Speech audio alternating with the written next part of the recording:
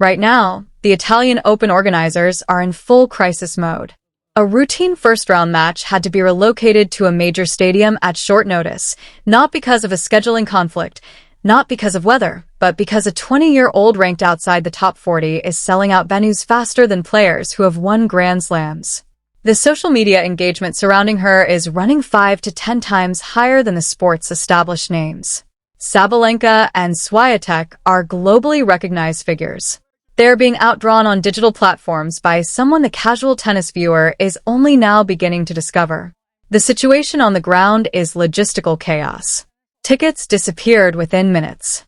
Secondary courts are packed beyond capacity. Supporters are pressing against fences and climbing on furniture to catch a glimpse of her practice sessions. Tournament staff are running calculations they have never had to run before for a first-round player. The numbers defy standard tournament logic. A routine post announcing her arrival generated comment volumes and sharing activity that officials had never previously recorded for someone at this stage of a draw.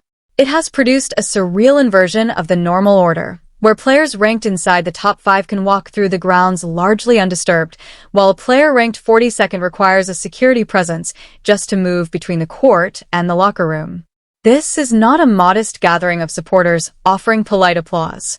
This is a wave of concentrated human energy that the tournament infrastructure was never designed to absorb. Security arrangements had to be doubled.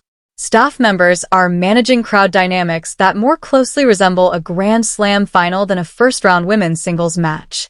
It would be easy to frame this as a charming story about a popular underdog enjoying an unexpected moment in the spotlight. But the most significant element of what is unfolding in Rome isn't visible in the stands at all. It's in the financial tremors moving quietly through the WTA boardroom. Tournament directors don't ordinarily lose sleep over a round of 128 fixture. Sponsors typically don't engage meaningfully until the quarterfinals arrive. Right now, people with real institutional power are staring at analytics dashboards and processing the possibility that the commercial geography of global tennis is being redrawn in real time. To genuinely understand the scale of this moment, you have to place it within the longer history of professional women's tennis. For decades, the sport has operated within a recognizable power structure, champions emerging predominantly from European and North American programs, media coverage concentrated on the same familiar markets, the narrative returning reliably to the same producing nations season after season. Players from Asia have broken through before, but typically had to generate results 2 or 3 times more dramatic than their peers to earn equivalent visibility. Then Eala arrived and rewrote the terms entirely. She is no longer the promising prospect with potential worth monitoring. She is not a novelty, a feel-good outsider playing for experience on courts that weren't built with her in mind. Over recent months, she has developed into something the tour has had to reckon with directly. In Madrid, before arriving in Rome, she delivered a performance against Anastasia Pavlyuchenkova, a former world number 11, a seasoned professional who has spent a career identifying and exploiting the vulnerabilities of younger players. That was not a narrow escape or a fortunate result. It was a controlled, tactically precise dismantling. The clay courts of Rome carry their own specific weight. The conditions are heavy. The legacy of the venue presses down on players who let it. Young competitors regularly fold under the particular pressure of performing in European clay environments where the history runs thick and the crowds are unforgiving toward anything that looks like hesitation. Eala plays into that pressure rather than retreating from it. When she broke Pavlyuchenkova's serve in Madrid, she walked back to the baseline without flourish, without performance. The expression said simply, "This is where she belongs." That composure is what concerns the players seated above her. You cannot manufacture a mental crack in someone who doesn't appear to register the possibility of being rattled. That victory changed the conversation. Eala did not arrive in Rome as a hopeful qualifier grateful for the opportunity. She arrived as a demonstrated threat. The Italian crowds, knowledgeable, demanding, entirely uninterested in early round politeness for its own sake, are turning up in numbers because they sense they are watching someone with the capacity to disrupt the established order. Every sharp backhand down the line shifts the energy in the stadium in a way that opponents can feel before they even process the result of the point. They are not playing a rising player. They are playing a cultural movement that has acquired physical form on a tennis court. But as compelling as the on-court story is, it is genuinely the least extraordinary element of what is happening this week. The official tournament website has recorded a traffic increase of over 400% in a single week.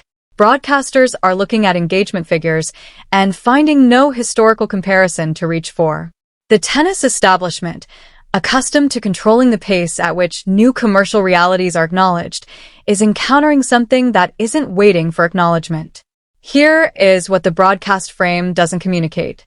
When Eala walks onto an Italian clay court, she brings the functional equivalent of a home crowd with her on foreign soil, thousands of miles from Manila.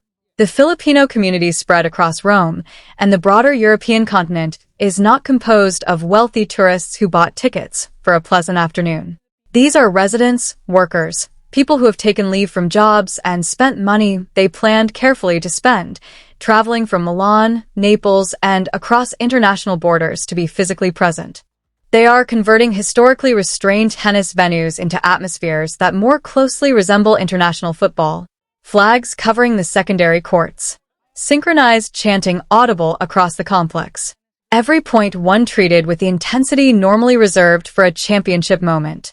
The WTA Tour does not often see this outside a Grand Slam final involving a player on home soil. Eala is producing it thousands of miles from her own. Consider what this means for the player on the opposite side of the net. A seasoned European professional, trained for years in the discipline of maintaining focus in front of neutral, appreciative crowds. Nothing in that training prepares you for a stadium that greets your best shots with silence and erupts when you make an error. Your achievements disappear into quiet. Your mistakes are amplified across an entire venue.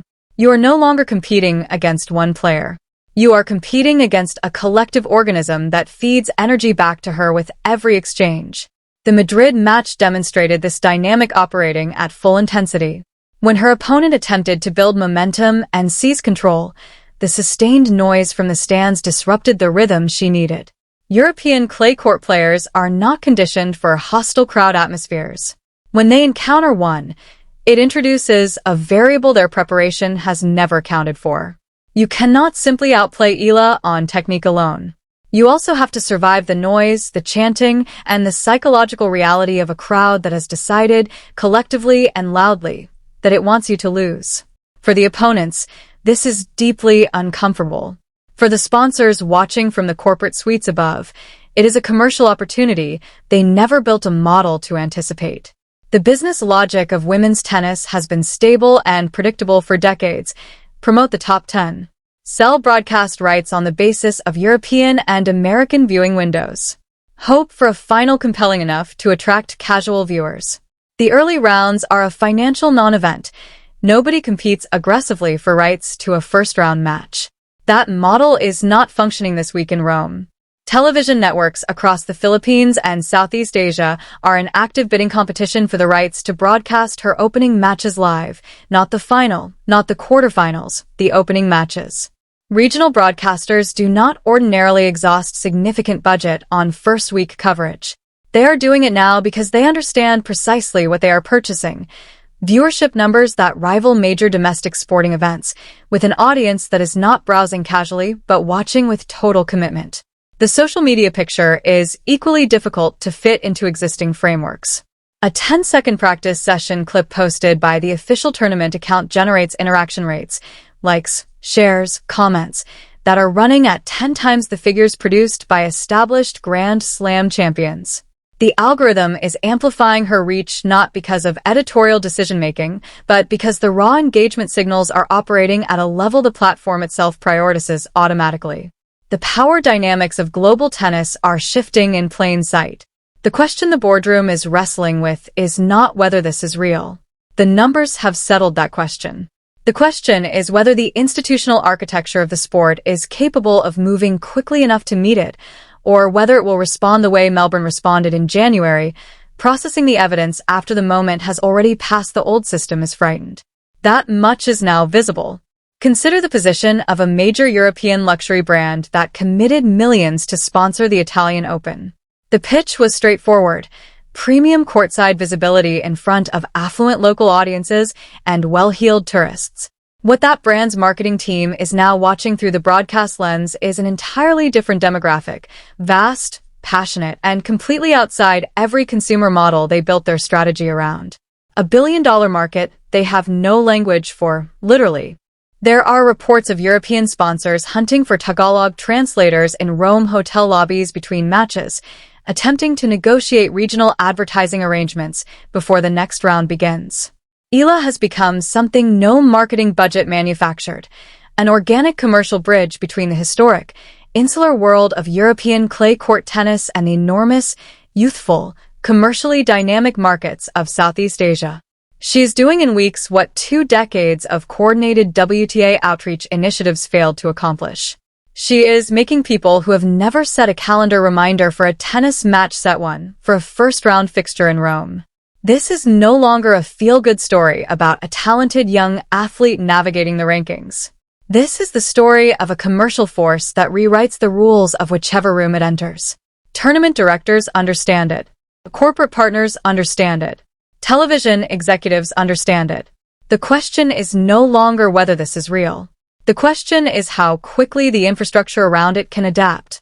The match is set for May 6th, Eala versus Freck. Organizers have already been forced to upgrade the court assignment purely to manage the security requirements and crowd volume. That single administrative decision, relocating a first-round match between 2 players ranked 42nd and 45th in the world, is the clearest concrete evidence of what is actually happening here. Under any normal set of circumstances, a match between players at those positions draws a modest gathering of spectators and generates almost no external attention. The top seeds practice while local fans drift between courts without urgency. Nothing about this match fits that framework. The psychological atmosphere surrounding it carries the kind of weight typically reserved for Grand Slam semifinals.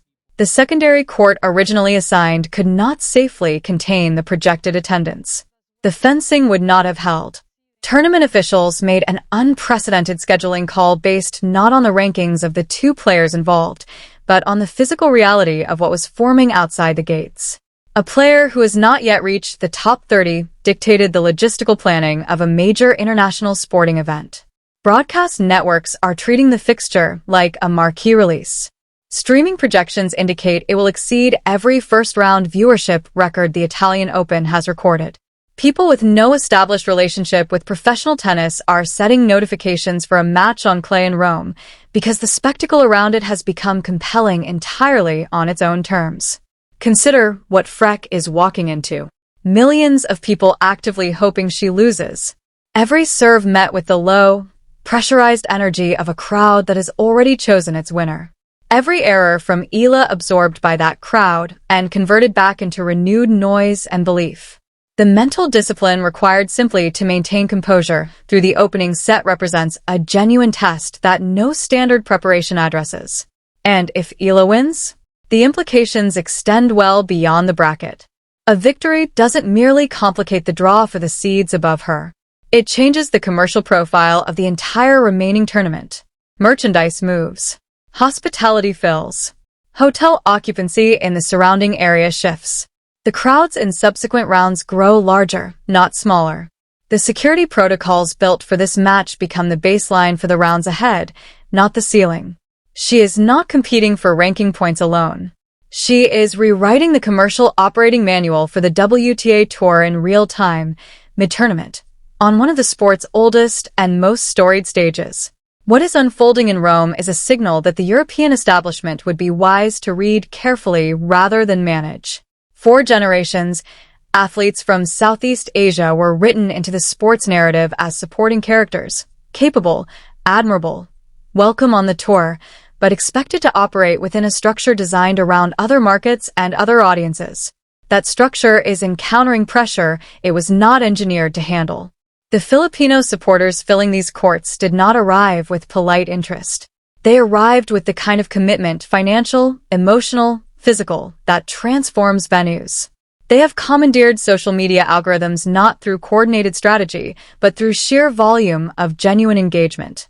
They are demanding broadcast slots, prime court assignments, and institutional recognition not as a courtesy, but as a reflection of demonstrable commercial reality. European media outlets that spent years directing their analytical attention inward are now scrambling to understand the cultural weight of what Eala's rise actually means, bringing in new voices, studying new data, and reckoning with the possibility that the most significant story in the sport spent months developing in plain sight while they were looking elsewhere. The sponsors see the engagement numbers. They hear the noise from the courts. And they are recalibrating because the audience they ignored has turned out to be larger, more dedicated, and more commercially potent than the audiences they spent decades cultivating. If Eala continues deep into this tournament, she will permanently expand the definition of what a global tennis star looks like in 2026. Not by asking the establishment to make room, but by demonstrating, match by match, court by court, that the room was already full. They just hadn't been counting everyone in it. Drop your prediction in the comments. How far does she go in Rome? Subscribe and stay close. Every match of this run gets covered as it happens.